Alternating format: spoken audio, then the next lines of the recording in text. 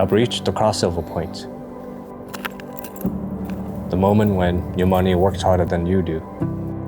The moment when you stop chasing the finish line and realize that the finish line is inching towards you. I did pretty good for myself. For a kid who showed up to America at 15, knowing exactly two phrases. Hello, how are you? And the other one. Growing up, I had pretty much everything I needed in Vietnam. But life in the States, well, I'd be lying if I said it wasn't easy. Everything was new. New school, new language, new family, and new dogs. Well, they made those years a lot less lonely. I was an average nerd who loved to play around with the camera. And that passion eventually became my main source of income. I had a pretty big dream. I wanted to be a full-time photographer.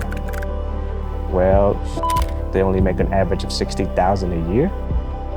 But I didn't care. I enjoyed it, and I was pretty decent at it. But of course, I wanted to make a lot of money too. Growing up, there was constant conversation about money.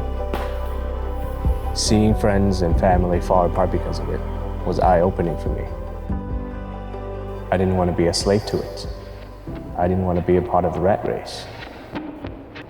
And so as young and naive as I was, I wanted to make a lot of money fast. Day trading, cryptocurrency, I tried them all. And as you would expect, things went south pretty quick.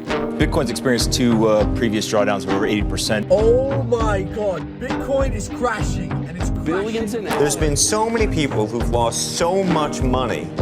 I had a goal of buying a house before I turned 30, but instead, I lost most of my money. So I went back to what worked, what I was good at. And two you had to say? Doing things with this machine that turned photons into images. I also got a steady job. I invested in myself, I saved, and I invested most of my money. And slowly, my portfolio grew.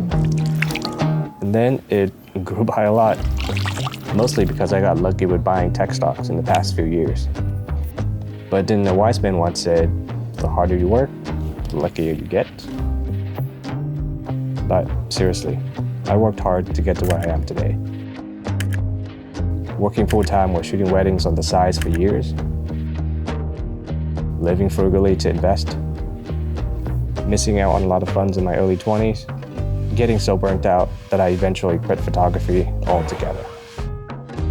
It's funny that I didn't want to be a slave to money, but that's exactly what I did in my 20s. And honestly, even now, working a corporate job I don't feel fulfilled in.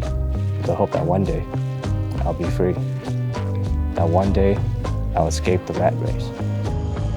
But wait, this video was supposed to be a celebration. I've reached the crossover point. I made it, Mom.